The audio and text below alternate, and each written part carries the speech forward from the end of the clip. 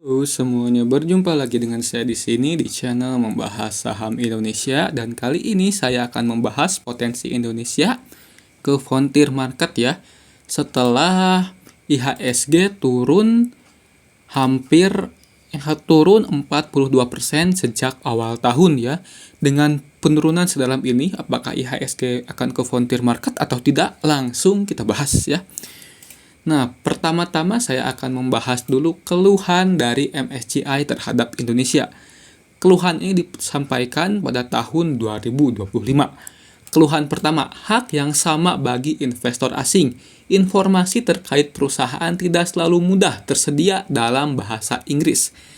Untuk keluhan ini, BEI telah memenuhi keluhan dari MSCI ya, karena setiap ada keterbukaan informasi.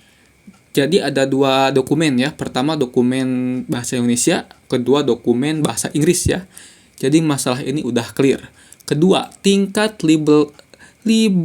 liberalisasi pasar valuta asing rupiah Indonesia yang dipublikasikan bukanlah nilai tukar yang praktis dapat dicapai oleh investor asing karena seringnya intervensi pemerintah. Nah, maksudnya apa? Maksudnya jadi misalnya di layar tampil harga rupiah 18.200. Asing udah fix pengen beli 18.200 dengan modal yang sangat besar banget ya. Nah, mereka itu nggak bisa beli di 18.200 karena seringkali ada intervensi dari Bank Indonesia sehingga harga rupiah turun ya, dan membuat rencana mereka gagal seperti itu.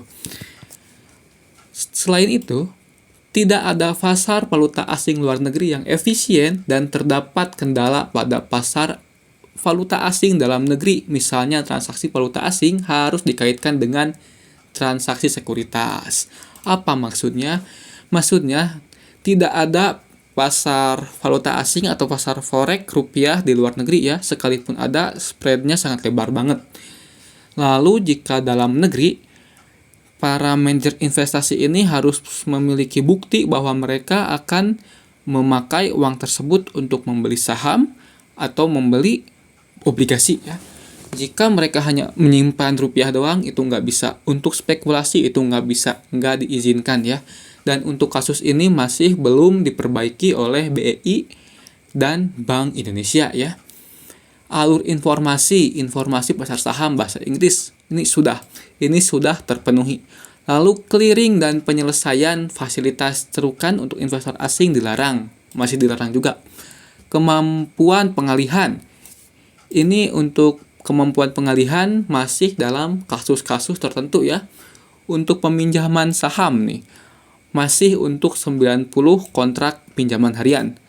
Untuk penjualan singkat atau short diperbolehkan, tetapi dalam beberapa batasan. Ini masih berlaku juga. Jadi keluhan MSCI yang sudah dipenuhi oleh BEI baru 2 ya. Hak yang sama bagi investor asing baru 1 ya, soalnya ini alur informasi, dan hak yang sama juga udah dalam bahasa Inggris ya, seperti itu. Nah, yang kedua tentang masuk asing ya. Investor kualifikasi, persyaratan kualifikasi investor. Untuk persyaratan kualifikasi investor, Indonesia plus plus. Plus plus itu artinya bagus banget, mudah banget ya, nggak ribet gitu ya. Lalu foreign ownership limit. Jadi Indonesia plus plus ya. Jadi di IHSG atau di Indonesia itu asing bebas masuk berapapun, nggak ada batas. Berbeda dengan pasar lain, terutama China strip, karena China ada pembatasan ya. Dan MSCI meminta perbaikan tapi tidak pernah diperbaiki. Lalu foreign room level, Indonesia plus plus banget nih, mudah banget, dan foreign mempunyai ruangan yang besar di IHSG ya. Equal right, nah equal to foreign investor Indonesia plus, ini bagus ya. Kalau plus plus sangat bagus, plus bagus. Jadi antara investor domestik dan investor asing, haknya itu sama ya. Haknya sama.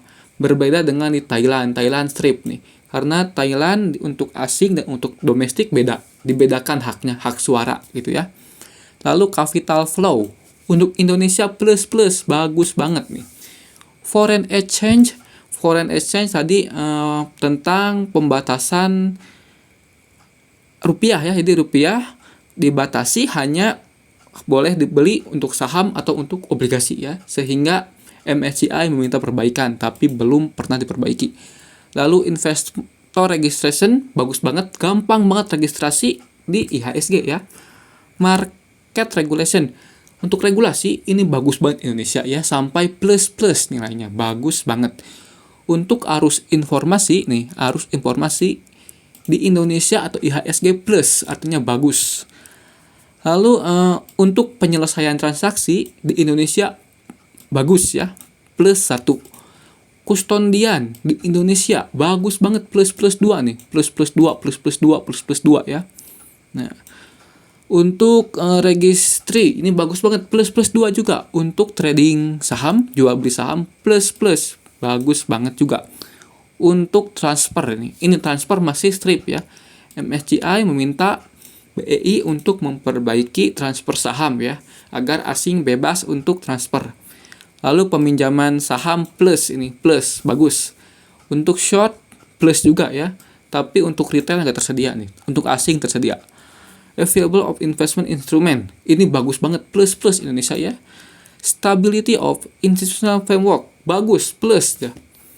Berarti pasar Indonesia ini bagus banget, mudah banget asing masuk dan keluar di bursa IHSG ya. Karena mudah banget, bagus banget, nggak mungkin MSCI menurunkan IHSG ke frontier market ya. Selain tentang asing-asing ini, IHSG juga udah mulai terbuka. Pertama, udah ada data 1% ya. Kalau kita lihat di sini, udah ada shareholder lebih dari 1% ya. Ini menandakan BEI benar-benar transparan ya, karena kepemilikan 1% juga di-spill ya. Jadi kalian bisa lihat ada Government of Norway di sini punya 1%, ada Catur Wiguna yang punya 1% juga. Lalu ada Tricipta yang punya 1% juga. Jadi benar-benar transparan ya IHSG. Ini nilai tambah untuk IHSG. Jadi menurut saya IHSG tidak mungkin turun ke frontier market ya. Karena asing bebas di Indonesia, bebas jual beli, lalu bursanya transparan banget.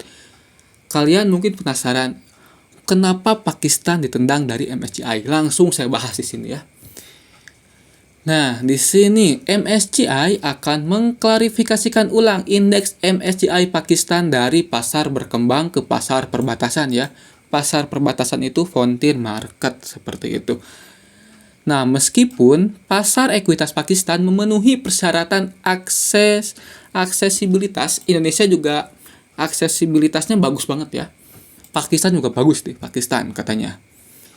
Nah, lebih spesifiknya, aturan keberlanjutan indeks seperti yang dijelaskan dalam bagian 2.4 dari metodologi indeks pasar investasi global telah ditetapkan sejak tinjauan indeks semitahunan untuk mempertahankan 3 konstituen yang dibutuhkan dalam indeks MSCI Pakistan. Sejak SAIR November 2019 tidak ada sekuritas. Sekuritas di sini maksudnya saham ya. Dalam semesta ekuitas MSCI Pakistan yang memenuhi kriteria ukuran dan likuiditas pasar berkembang dalam kerangka klasifikasi pasar MSCI. Jadi penyebab Pakistan ditentang karena saham-sahamnya tidak memenuhi syarat di pasar berkembang seperti itu di emerging market ya. Kalau untuk Indonesia ini beda banget dengan Pakistan. Kalau Pakistan udah nggak ada yang bisa masuk ke MSCI ya, karena free float-nya yang kurang. Nih Indonesia, saya lihat Indonesia ya. Ini daftar MSCI standar indeks terbaru ya. Indonesia kita hitung ada 1, 2, 3, 4, 5, 6, 7, 8, 9, 10, 11. Masih ada 11 saham di standar indeks ya, atau standar cap atau large cap seperti itu ya. Jadi Indonesia masih ada lebih dari 3 saham. Karena masih ada lebih 3 saham, Indonesia mustahil ke frontier market. Berbeda dengan Pakistan.